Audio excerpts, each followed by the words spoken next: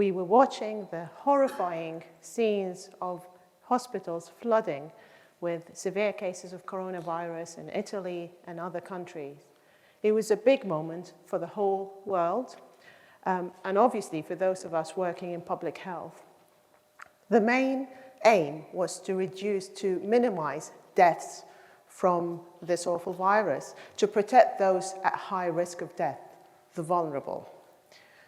We had an idea of who the vulnerable might be, older age groups, those with underlying medical conditions. The rest of us will be fine. The world was reassured. Our main job is to protect the vulnerable. This message was conveyed with such certainty at the time that I found a bit puzzling. How do we know that this new virus, this virus that we knew very little about, would have no long-term health consequences on some of those infected? Because we knew that there are several other viruses where an infection can result in a chronic illness.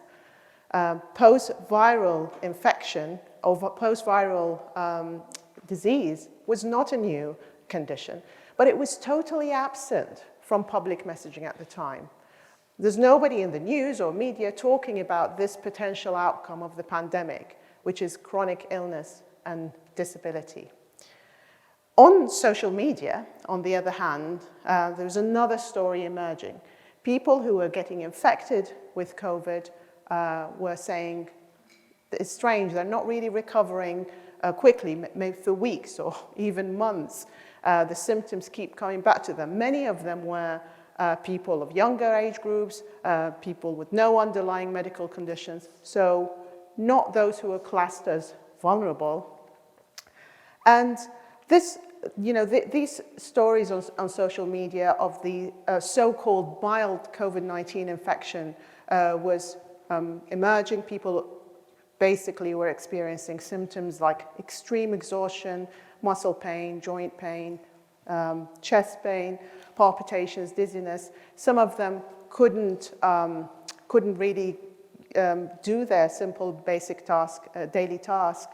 Some of them couldn't get back to work. Some tried to get back to work and were struggling. Some had new memory and concentration problems.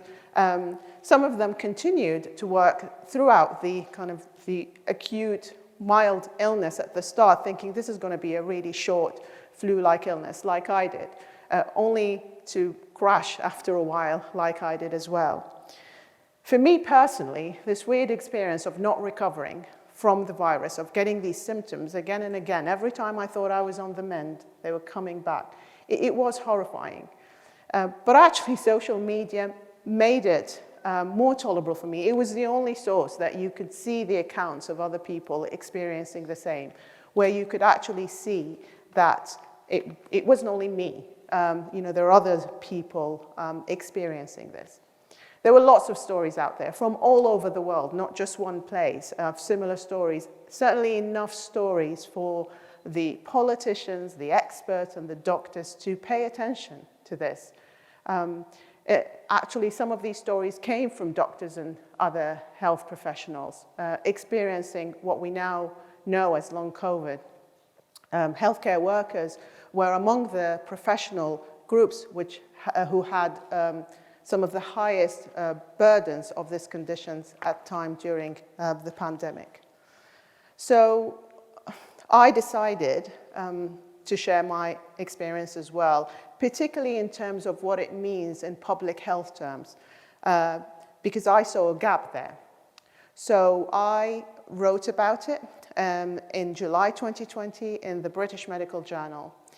I shared my story with hesitation and with nervousness, but I was actually describing my lived reality and the reality that was consuming the lives of many other people, except it wasn't really talked about through official channels and wasn't counted or quantified. I said at the end of that piece in the BMJ, death is not the only thing to count in this pandemic. We must count lives lives changed. We know very little about COVID-19, but we do know that we cannot fight what we do not measure. My piece got translated into many languages and shared widely. There was a clear gap in the awareness and knowledge around the long effect of COVID. My message as a public health doctor was this: count long COVID. Don't just count the number of deaths, the number of infections, the number of hospital admissions. Count the chronic illness and disability generated by this virus. Because I knew that if we don't count something, we don't account for it in policies that shape people's lives. All of this, the narratives that we kept hearing since 2020 about, public health versus the economy, to me, was represented a false dichotomy. Because if you protected public health, you're likely protecting the economy too, particularly if you count the effect of chronic illness, because the economy needs a healthy workforce.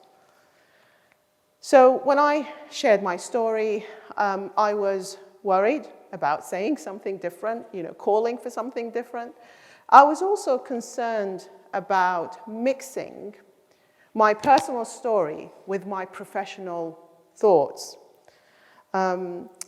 I remember once I was invited to speak at a scientific event about long COVID, and then asked whether I was going to speak with my professional hat on or with my lived experience hat on.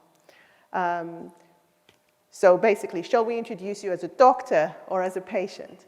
It seemed inconceivable to some that I was there as both, which is basically my whole self. Because after all, this thought of objectivity is a core notion that's drilled into us, really, in our professional training. So if you have a health condition and you're also working on it, talking about it, researching it, you can be perceived as biased, as being biased by it. But actually, I thought, at the time, I realized that that's not necessarily true. Not having that experience, not knowing what it's like, does not make you objective by default. You can also be subjective, and you can be open to bias. If you don't know what it's like, you can miss really crucial perspectives to some patients. You can dismiss or contradict certain aspects of the patient journey. That's why it's widely accepted now that patient involvement is central to shaping health research and healthcare pathways. Because in truth, no one is entirely objective. We're all humans. What we can do is be transparent about what shapes our views. The healthcare workers and health researchers who experienced long COVID sat on that other side of the table, where the patient is, and experience what it's like to have that condition, and that enriched their perspective. So I ask you to reflect on this. Why is lived experience automatically considered to compromise rigor in science?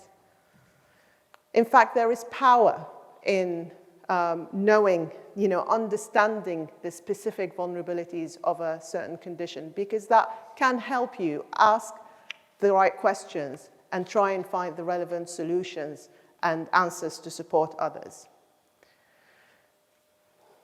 Now, talking about power, most people with long COVID were not in positions of power, not in their individual clinical consultations where their symptoms were commonly dismissed as stress or anxiety due to the pandemic or lockdown, and not in a workforce that they're trying to get back to and fit in with, but that workforce is really keen to get back to normal and perhaps not adapting flexibly enough to the needs of a potentially less healthy workforce.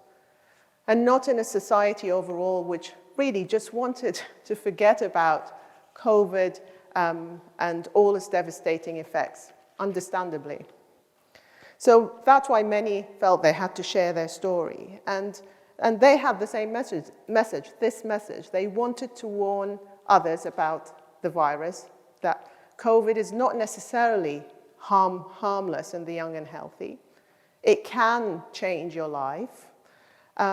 We actually do not know who the vulnerable are. So patients formed peer support groups. Patient advocates got together and learned how to interact with the media and with policymakers. Patients started designing and conducting their own research to describe their condition despite their own illnesses. In fact, the actual name long COVID is a patient-made term on social media, and that remains the commonly used descriptor of this condition, despite many other technical terms emerging.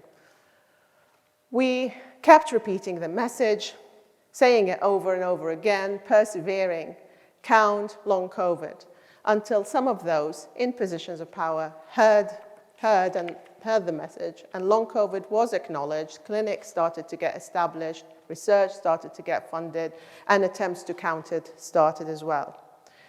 But there's just still so much to do. There's so much we still don't know about it, so many questions to answer, including how to treat it. Also, there are needs, there are questions and there are issues about prevention. In terms, for example, raising awareness about well-ventilated spaces. And the attention is needed not only about long COVID, but about this wider group of illnesses, understudied group of chronic infection after viral illness. So long COVID is not something that only happened in the past. It's still happening. So the fight to highlight its importance and effects on people's lives and livelihoods continues.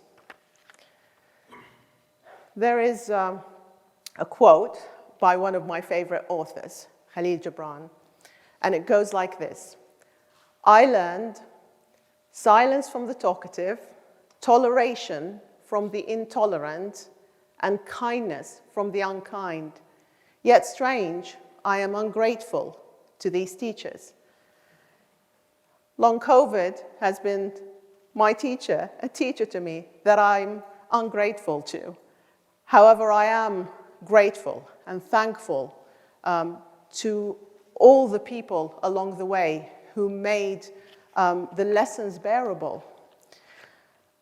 And long COVID showed me the power of peer support, solidarity, listening, and supporting each other. When the world doesn't want to hear your story, the people who actually identify with it, who live it, become your source of strength and help you cope with all the uncertainty.